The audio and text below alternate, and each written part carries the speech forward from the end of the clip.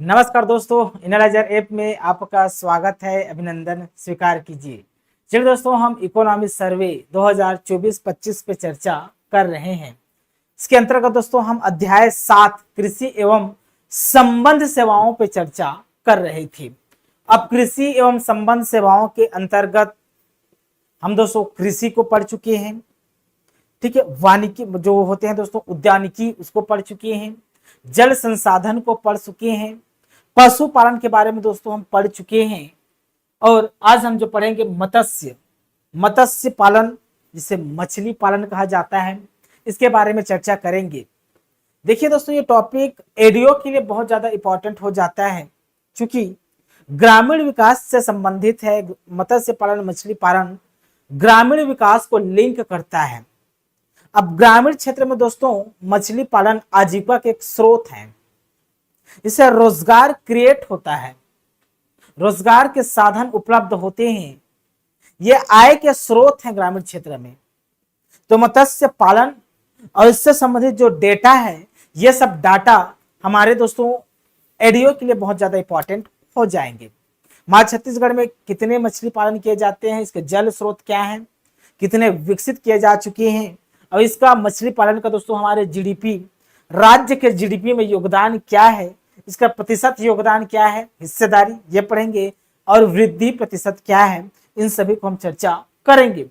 जो इंपॉर्टेंट है, वैसे तो बहुत सारा डेटा है इसमें दोस्तों, जो इंपॉर्टेंट है वही डेटा आपको याद करना है। आपको लगेगा सभी इंपॉर्टेंट है, लेकिन सभी को नहीं पढ़ना होता है। जो इंपॉर्टेंट होता है मेरे प्यारे बच्चों, उसी को पढ़ना होता है जी। ठीक, चलिए तो इसी कड़ी में हम प्रारंभ करते हैं आज का मत्स्य विकास। तो इसका थ्योरी पढ़ना इसलिए जरूरी है ताकि हम कंसेप्ट को बिल्ड कर सकें। थ्योरी हम इसलिए पढ़ते हैं ताकि कंसेप्ट कुछ हमको समझ में आए। जब कंसेप्ट क्लियर होता है तो डाटा ऑटोमेटिक याद हो जाता है। ठीक, तो इसके संबंध में कुछ विचार हैं यहाँ पर दिए हुए हैं, इन पर हम विस्तार से थोड़ा पढ़ लेते हैं। उसके बाद इसके डाटा की ओर हम मूव करेंगे। तो देखिए कुछ क्या कहता है मत्स्य पालन के संबंध में हमारा सरकार। देखिए, छत्तीसगढ़ राज्य में मत्स्य पालन विकास काफी प्रगति पर है। मतलब छत्तीसगढ़ में ना मछली पालन का जो विकास है ना, ये प्रगति पर है, प्रोग्रेस है। ठीक है ना, प्रगति पर है। राज्य में उपलब्ध जल संसाधन की दृष्टि से, मतलब राज्य में जितने भी उपलब्ध जल संसाधन हैं, उस जल संसाधन की दृष्टि से मछली पालन एक विशिष्ट स्थान रखता है। मछली पालन एक विशिष्ट स्थान रखता है जी। राज्य की भौगोलिक एवं कृषि जलवायु की स्थितियां भी मछली पालन हेतु उपयुक्त है। तो राज्य में जो भौगोलिक एवं कृषि जलवायु की जो परिस्थिति है, वो मछली पालन के लिए भी उपयुक्त है। ठीक, मछली पालन अधिक आय, कम लागत और कम समय में सहायक धंधे के रूप में ग्रामीण अंचलों में अत्यंत लोकप्रिय है। तो मछली पालन अधिक आय देता है जी, आय के स्रोत हम लोग, इसमें अधिक आय जनरेट होता है। लागत कम है, कॉस्ट कम है, इसमें इनकम ज्यादा है, कॉस्ट कम आता है, लागत कम है। और समय में सहायक धंधे के रूप में दोस्तों ग्रामीण अंचलों में अत्यंत लोकप्रिय है। ठीक, यह ग्रामीण क्षेत्रों की बेरोजगारी दूर करने का सशक्त एवं रोजगारोन्मुखी साधन है। तो एक सशक्त एवं रोजगार उन्मुखी साधन है। मछली पालन से अच्छा मुनाफा कमाया जा सकता है जी। अगर अच्छे प्रोग्राम चलाया जाए इसके संबंध में, तो अच्छा मुनाफा कमाया जा सकता है मछली पालन के लिए, मछली पालन से। ठीक, साथ ही मछली जैसे पौष्टिक खाद्य उत्पादन का उत्पादन बढ़ाकर कुपोषण को दूर किया जा सकता है। तो मछली जैसे दोस्तों पौष्टिक खाद्य का उत्पादन बढ़ाकर कुपोषण की जो समस्या होती है, उन समस्या को दूर की जा सकती है। तो मछली पालन दोस्तों कुपोषण को दूर करने में भी एक सहायक है। ठीक है ना, ये भी याद रखना है आपको। राज्य शासन द्वारा इस व्यवसाय से जुड़े मछुआरों के हित में अनेक कल्याणकारी निर्णय लिए गए हैं। तो बहुत सारे इनके कल्याण के लिए इनको प्रोत्साहित करने के लिए बहुत सारी प्रोग्राम, कार्यक्रम, योजनाएं संचालित है हमारे छत्तीसगढ़ राज्य में। उन योजनाओं का हम जिक्र करेंगे, क्या क्या फैसिलिटी प्रोवाइड की जा रही है इन मछुआरों को, ठीक, तथा उनका लाभ भी अधिक उत्पादन के रूप में परिलक्षित होने लगा है, ठीक। तो यहाँ तक कुछ बातें थी जो सरकार हमें इस दस्तावेज के माध्यम से कहना चाह रही है। उन सरकार की बातों को हम पढ़ चुके हैं कि सरकार इन दस्तावेज के माध्यम से आखिर क्या कहना चाहता है, ठीक। अब आते हैं डेटा पे, ठीक है जी, कि डाटा क्या बोलती है। जनाब आंकड़े बोलती है, तो आंकड़े बोलती क्या है मछली पालन के संबंध में, तो चलिए आंकड़ों को पे डिस्कस करते हैं। देखिए, जो मैं याद करने को बोलूं दोस्तों वही याद करना है। वैसे तो इसमें दोस्तों 2000-3000 से ज्यादा डाटा है, इसमें 2000-3000 से ज्यादा डाटा मिल जाएंगे। क्या 2000-3000 डाटा आप याद कर पाएंगे? नहीं, जो इंपॉर्टेंट डाटा है उसी को याद करना होता है, ठीक। देखिए, छत्तीसगढ़ राज्य में निम्नानुसार मत्स्य विकास किया जा चुका है। अब इसके अकॉर्डिंग मत्स्य विकास किया जा चुका है, क्या क्या, तो संसाधन के दृष्टि से छत्तीसगढ़ राज्य में कुल 2.03 लाख हेक्टेयर जल क्षेत्र है जी हमारे छत्तीसगढ़ में ना। 2.032 लाख जल क्षेत्र है, जल क्षेत्र उपलब्ध है, ठीक। हमारे छत्तीसगढ़ में 2.032 लाख हेक्टेयर, हेक्टेयर के क्षेत्र में बात करूंगा ना, मतलब यूनिट क्या है हेक्टेयर। अगर मैं लाख, ये लाख हेक्टेयर है, मैं हेक्टेयर की दृष्टि से बात कर रहा हूं, ठीक ना। लाख हेक्टेयर क्या है जी, जल उपलब्ध है, ठीक। 2.032 लाख जल उपलब्ध है, ठीक। अब इतना उपलब्ध है ना, कुल जल उपलब्ध है, इसमें से ना 1.976 लाख हेक्टेयर, मतलब कुल ये है, कुल इतना उपलब्ध है, इसमें ना 1.976 लाख हेक्टेयर जल क्षेत्र मछली पालन अंतर्गत विकसित किया जा चुका है। मतलब इतना विकसित किया जा चुका है। अब इसको मैं दोस्तों 100 से प्रतिशत निकालूंगा तो कितना निकल कर आएगा, तो दोस्तों ये निकल के आएगा आपका 97.24%, 97.24% निकल कर आएगा, ठीक। जो कुल जल क्षेत्र का 97.24% है, तो कुल जल क्षेत्र मान लो 100% है। 100% का तुलना क्या है, 100%, 2.032 लाख हेक्टेयर को हम 100% माने, तो इसमें से 100% में से दोस्तों 97.24% मछली पालन के लिए विकसित किया जा चुका है, विकसित हो चुका है। अगर मैं इसको आंकड़ों में बात करूं तो 1.976 लाख हेक्टेयर जल क्षेत्र में मछली पालन के लिए विकसित किया जा चुका है, ठीक। ये है दोस्तों आंकड़े। यदि प्रतिशत के पॉइंट ऑफ व्यू से पूछे तो मान लो 100% कुल जल क्षेत्र है, 100%, उसमें ना 97.24% में मछली पालन के लिए कार्य हो चुका है, ठीक। चलिए, ठीक। अब आपको पता है कि हमारे राज्य में जीएसडीपी होता है, राज्य का जीडीपी को जीएसडीपी कहा जाता है। तो उस जीडीपी में, राज्य जीडीपी में मछली पालन का क्या स्थान है जी। अब मछली पालन किया जाए तो उसमें कुछ आय होंगे, तो सरकार को भी कुछ इनकम हुआ होगा मछली पालन से। तो जीडीपी में मछली पालन का योगदान क्या है, क्या स्थान रखता है, हिस्सेदारी क्या है, कितना वृद्धि हुआ है, इन पर भी हम चर्चा कर लेते हैं, ठीक।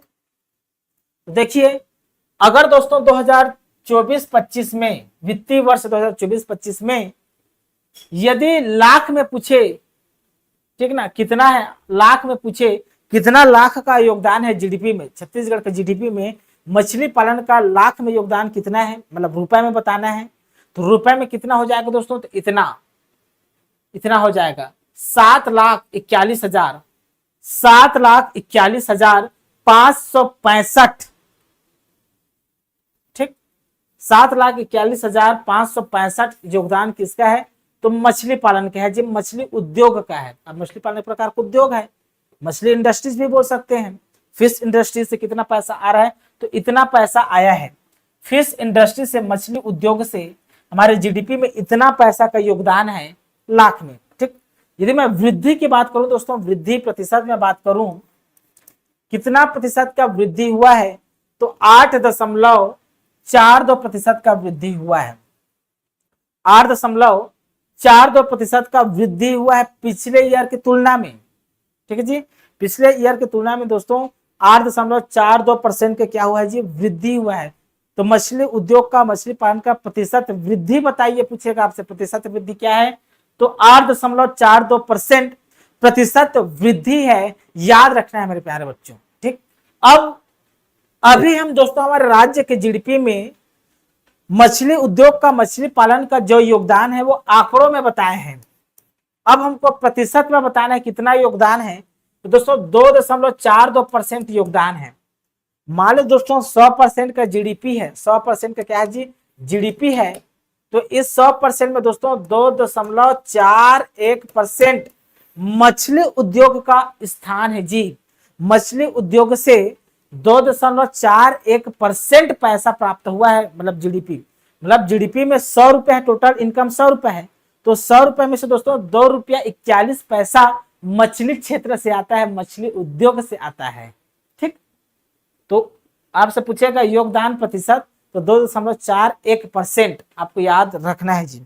ठीक ना, ये आंकड़े हैं, यही मेन इंपॉर्टेंट डाटा है दोस्तों, यही मेन है। इससे ज्यादा बाहर कुछ पढ़ना नहीं है मछली पालन में, लेकिन कुछ कुछ इंपॉर्टेंट योजना से कुछ फैक्ट निकल के आएंगे, उन सभी चीजों को हम पढ़ लेते हैं। ठीक, चलिए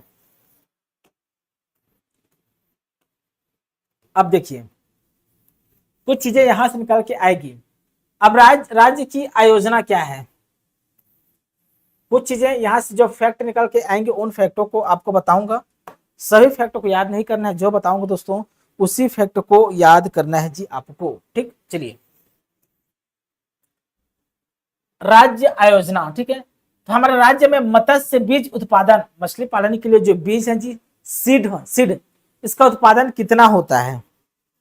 ठीक, मत्स्य बीज उत्पादन कितना होता है हमारे राज्य में, इसको पूछा जा सकता है कि मत्स्य सीड मतलब बीज उत्पादन। ठीक है, तो आपसे दोस्तों 2022-23 का डेटा याद नहीं करना है, इसको याद नहीं करना है।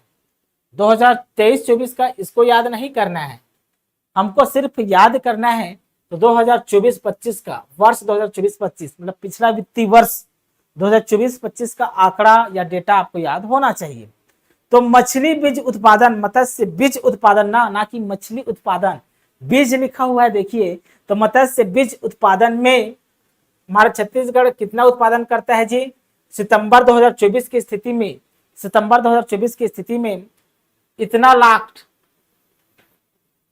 415 लिखा हुआ है। ठीक ना, 40,015 बोल सकते हैं, 40,015 लाख स्टैंडर्ड फ्राई का उत्पादन, लाख स्टैंडर्ड फ्राई का उत्पादन सितंबर 2024 की स्थिति में हुआ है।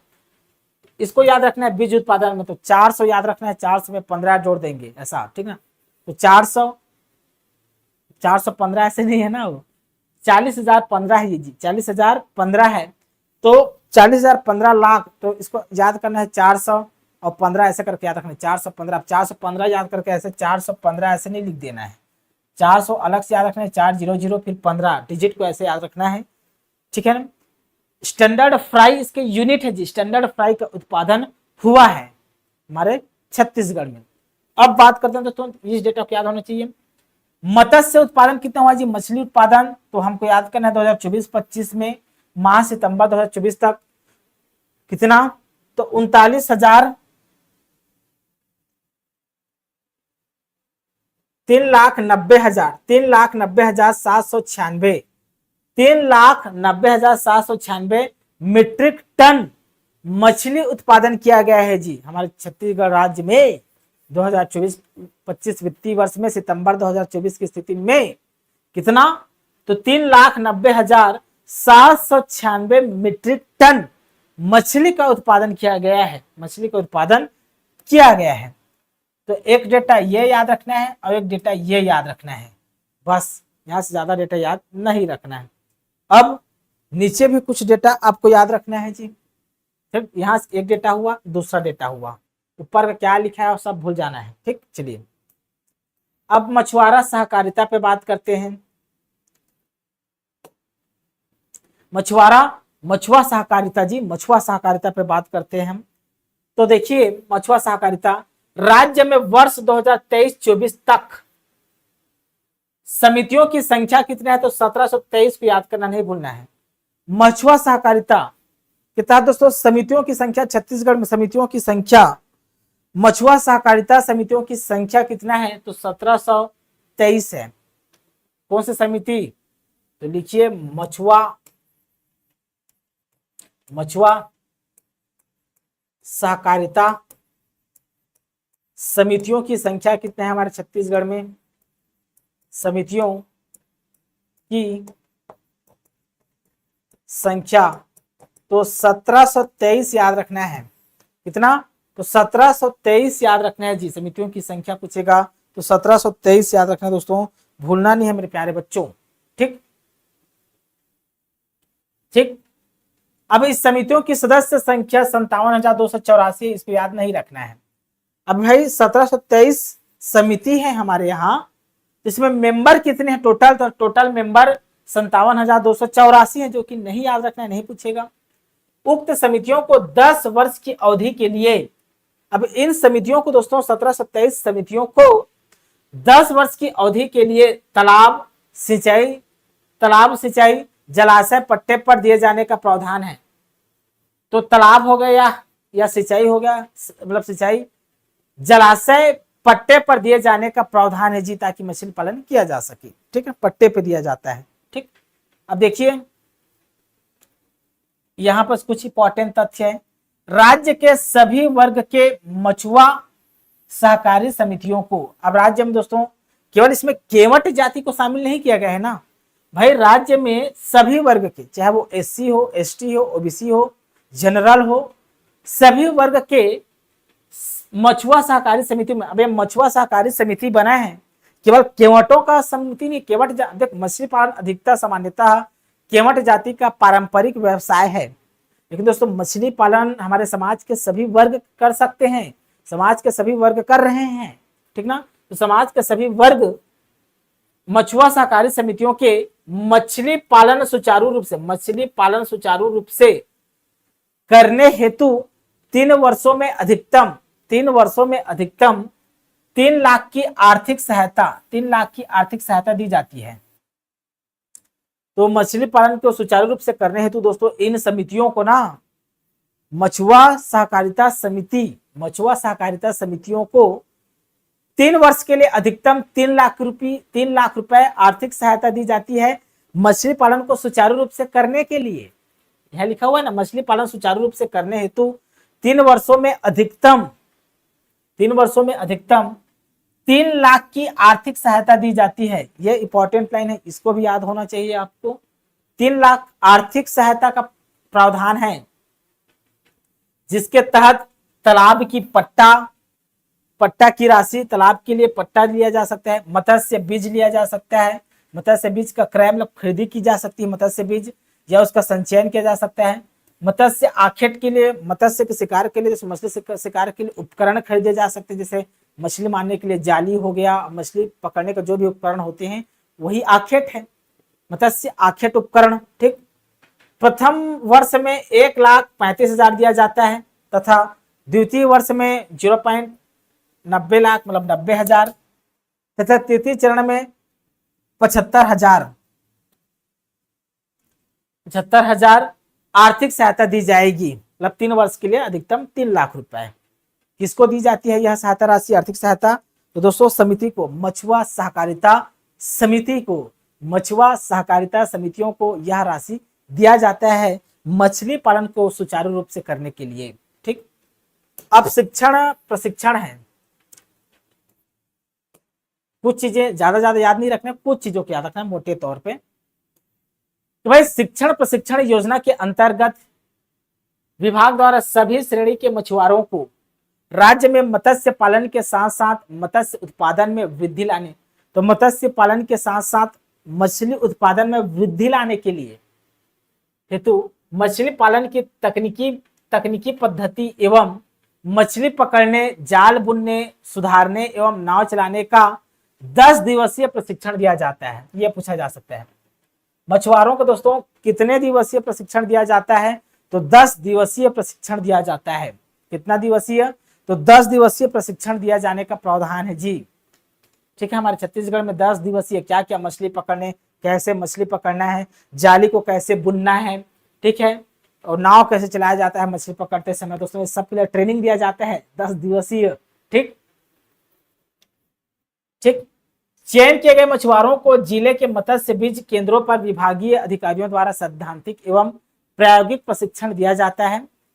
ठीक है, फिर नीचे का दोस्तों प्रशिक्षण अवधि में मछुआरों को प्रशिक्षण केंद्र तक आने जाने का किराया एवं प्रशिक्षण वृत्ति भी दिया जाता है 750 रुपए, जाल बुनने हेतु धागा के लिए 400 रुपए तथा अन्य व्यय हेतु 100 रुपए। इस प्रकार प्रति प्रशिक्षण पर कुल व्यय 1250 रुपए खर्च किया जाता है। तो पर प्रशिक्षणार्थियों पर 1250 रुपए खर्च किया जाता है। तो बस ये याद रखना है 1250 रुपए का प्रावधान है।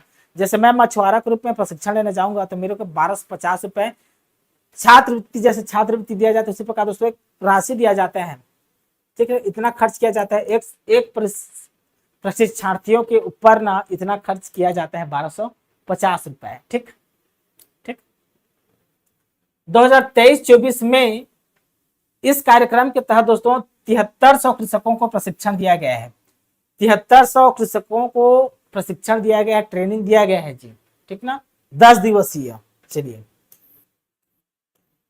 अब मछुआरों को नवीनतम तकनीकी ज्ञान में वृद्धि हेतु 3 दिवसीय उन्नयन प्रशिक्षण दिया जाता है। यहां से क्वेश्चन डायरेक्ट पूछा जाएगा।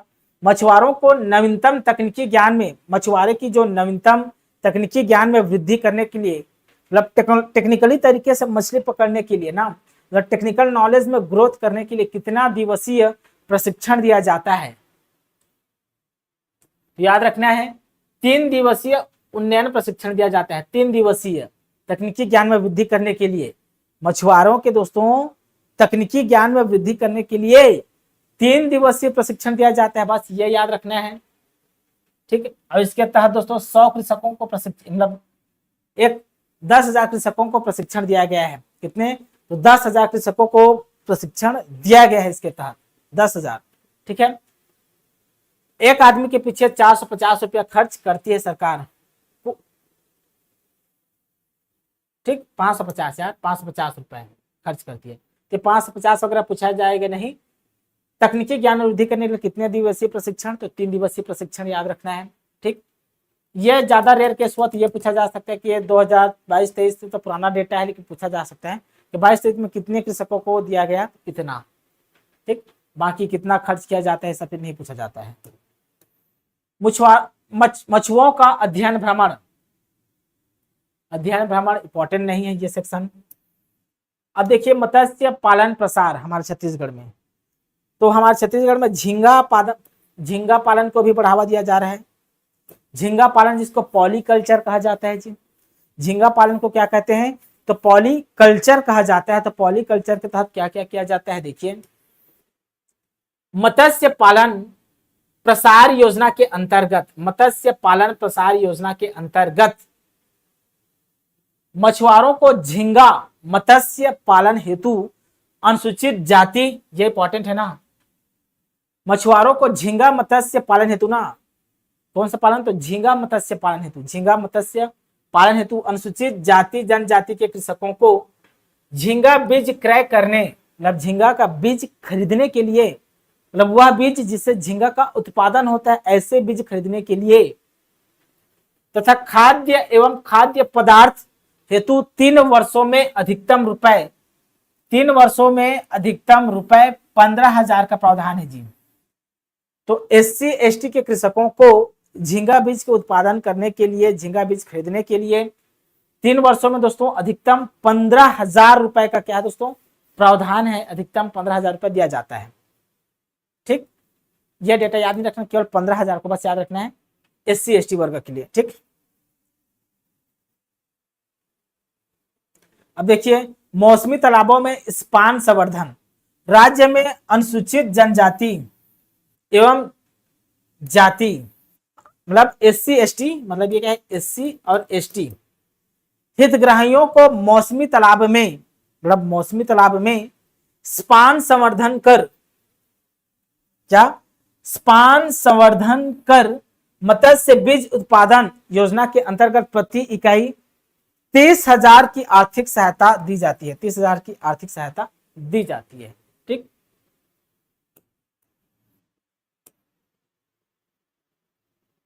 ये भी इंपॉर्टेंट नहीं है, ये भी इंपॉर्टेंट नहीं है।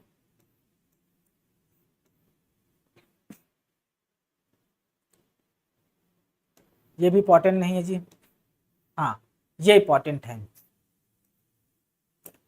ये वाले सेक्शन अब याद करना है, ये वाले सेक्शन आपको याद करना होगा।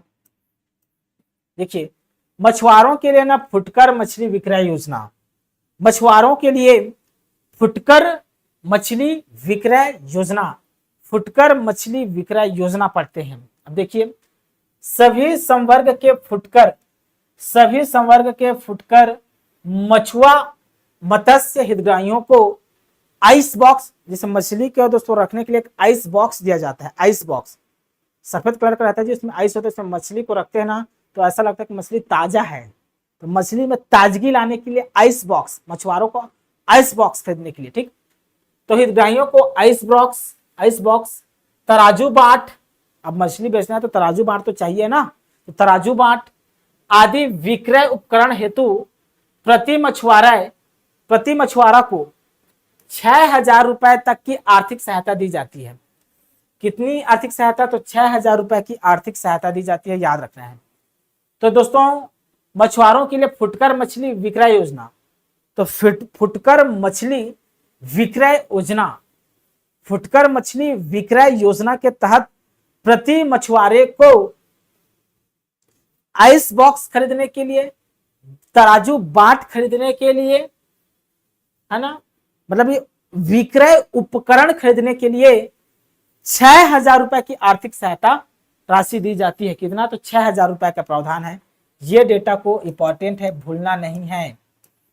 6,000 को, ठीक ना, इसको नहीं भूलना है जी। ठीक, चलिए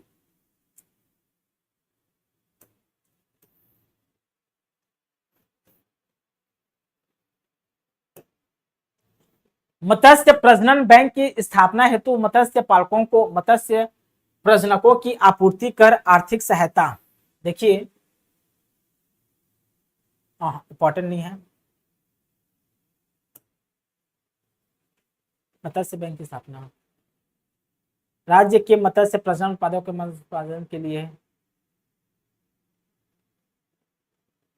इंपॉर्टेंट नहीं है वो। अब देखिए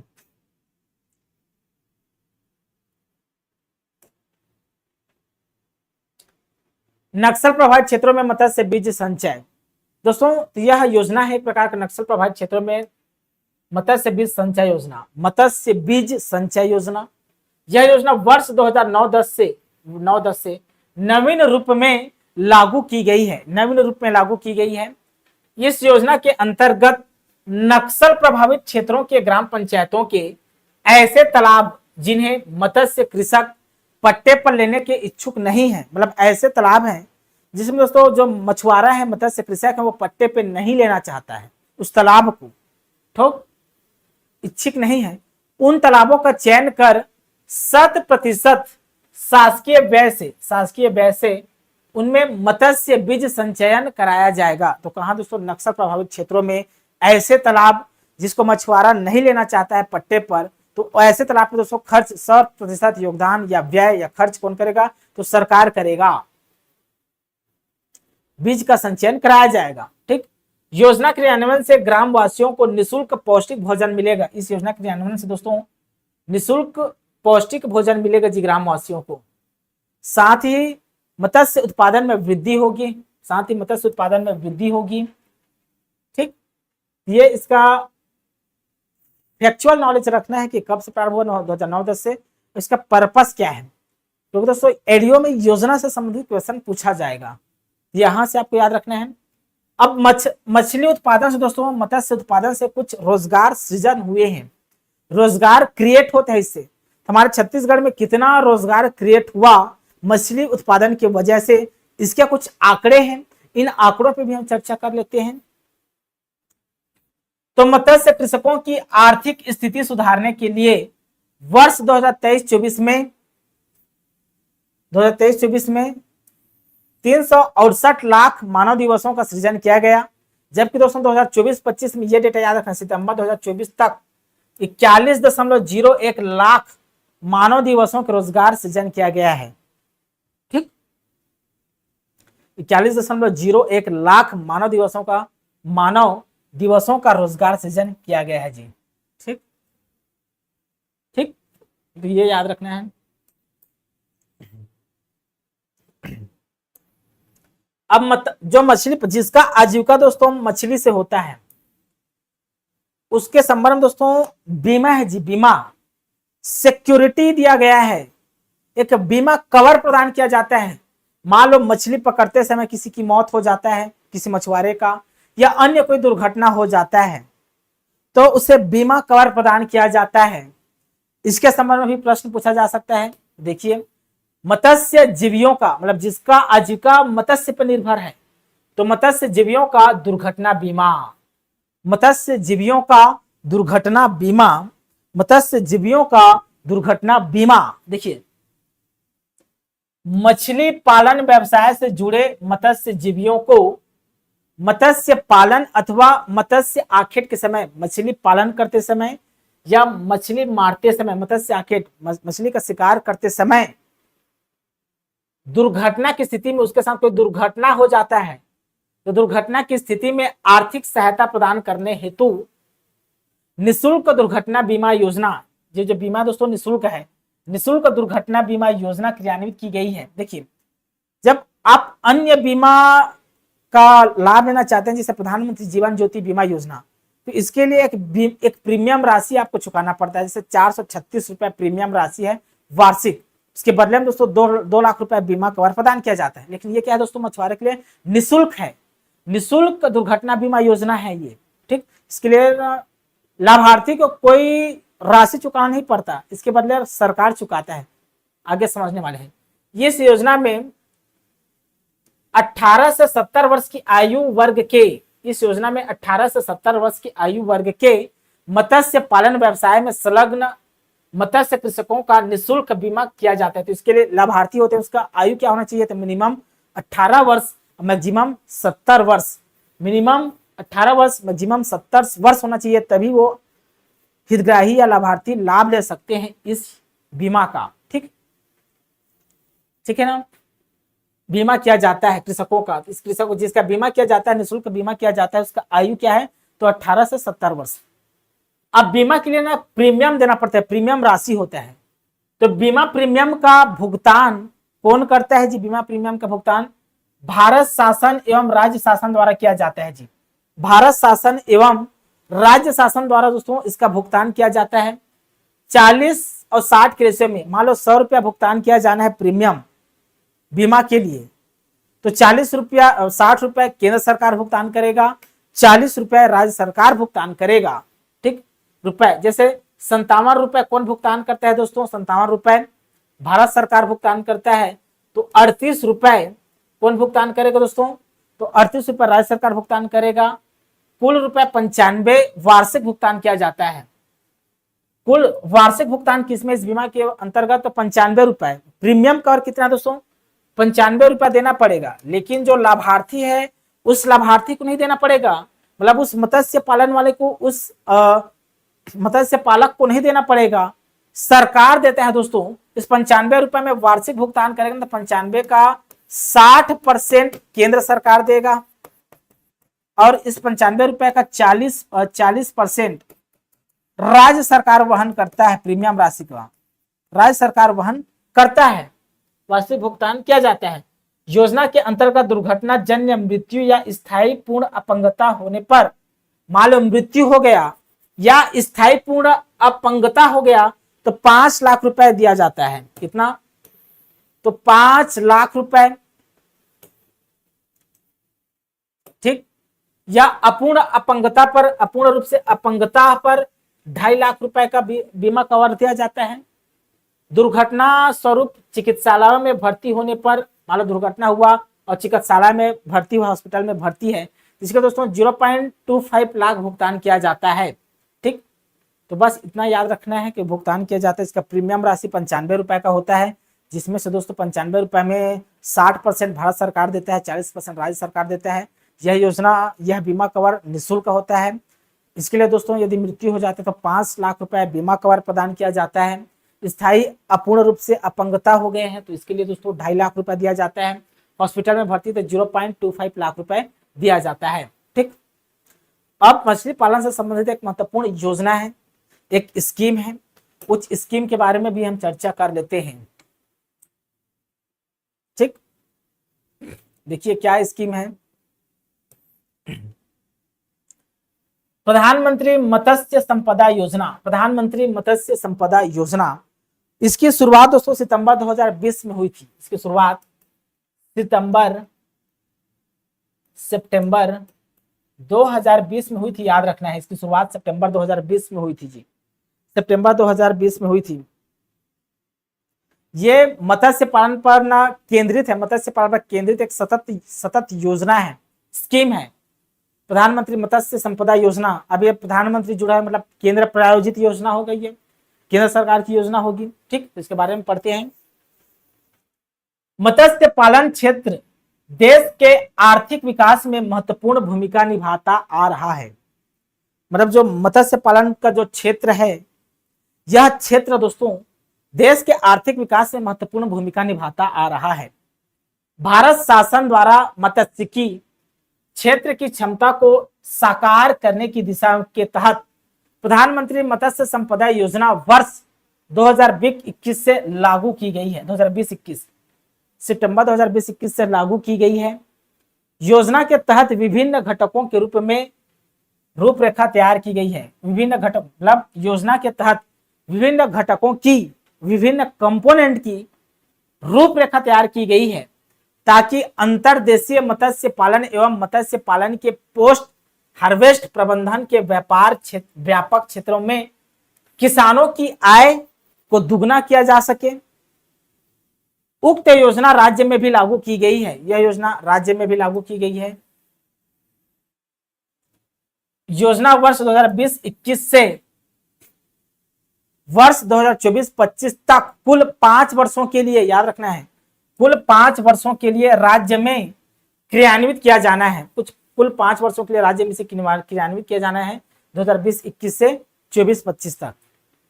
योजना क्रियान्वयन के लिए 60% अंशदान भारत सरकार द्वारा, इस योजना के क्रियान्वयन के लिए 60% योगदान भारत सरकार द्वारा तथा 40% योगदान राज्य सरकार द्वारा वहन किया जाता है जी, राज्य शासन द्वारा वहन किया जाता है।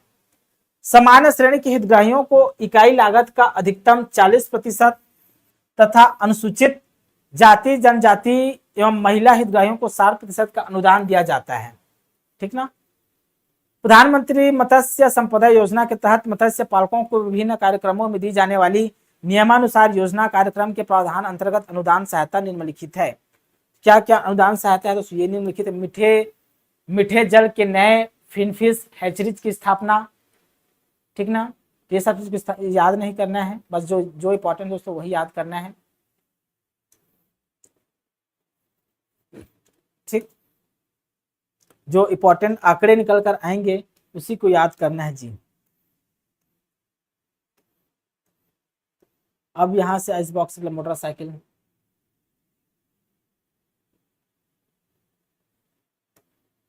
ठीक, प्रसिद्ध रुपए, ये सब भी नहीं पूछा जाएगा। तो दोस्तों ये आज से हमारा मत्स्य पालन समाप्त होता है। मतलब दोस्तों और इसमें कुछ इंपॉर्टेंट डेटा नहीं है। मछुआरे परिवारों के लिए आजीविका पोषण संबंधी सहायता,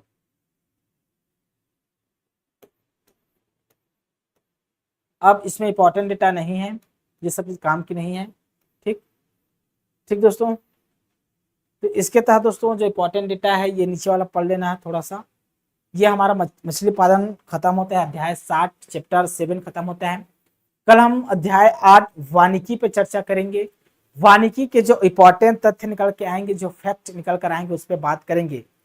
जैसे दोस्तों आपके पास पूरा ये दस्तावेज होगा ना, तो कंप्लीट पढ़ना है। जो इंपॉर्टेंट डेटा मैं बताया हूं उसी को बस याद करना है कॉपी में नोट करके। बाकी इसके जो कंसेप्चुअल थ्योरी है दोस्तों उसको पढ़ना है, ताकि आपको वहां से कुछ कंसेप्ट मिलेगा। ठीक ना दोस्तों, चलिए आज के लिए बहुत बहुत धन्यवाद। Thank you.